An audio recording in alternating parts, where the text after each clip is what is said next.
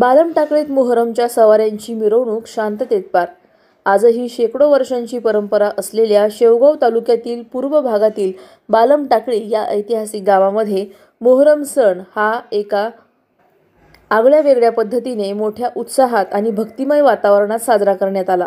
रविवार दिनांक 6 रोजी दुपारी 4 वाजल्यापासून संपूर्ण गावामधून पारंपरिक व शाही पद्धतीने ढोल ताशांच्या गजरात मोहरमच्या सवाऱ्यांची मिरवणूक तब्बल 3 तास काढण्यात आली। यामध्ये सर्व धर्मियांची उपस्थिती ही प्रार्थनीय होती। मोहरम या सणाप्रती सर्व धर्मियांची असणारी आस्था, भक्तिभाव आजही या गावामध्ये टिकवून आहे। मोहरम सण हा सलग 4 दिवस बालम टाकळी गावामध्ये मोठ्या उत्साहात व भक्तिमय वातावरणात साजरा करण्यात येतो। या गावामध्ये आजही सवाऱ्यांसमोर गावातील माता भगिनी, भाविक भक्त आपापले नवस बोलतात व तितक्याच भक्तिभावाने ते नवस फेडून सवाऱ्यांप्रती असणारा भक्तिभाव टिकवून ठेवतात।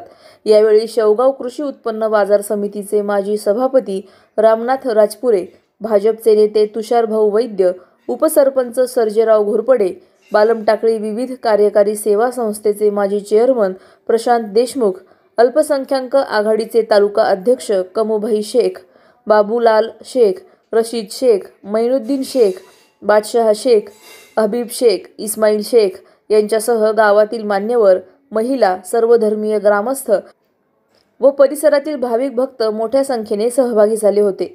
मोहरमच्या मिरवणुकीत बोधेगाव पोलीस दूर क्षेत्राचे पोलीस उपनिरीक्षक Pravin Mahale, police Naik Ishwar Garje, police constable Ganesh Bangar, police constable Devidas Tandale आदींनी चोख बंदोबस्त ठेवला होता।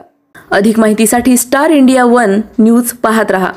चॅनलला सबस्क्राइब करा आणि अशाच अपडेट्ससाठी बेल आयकॉन दाबा।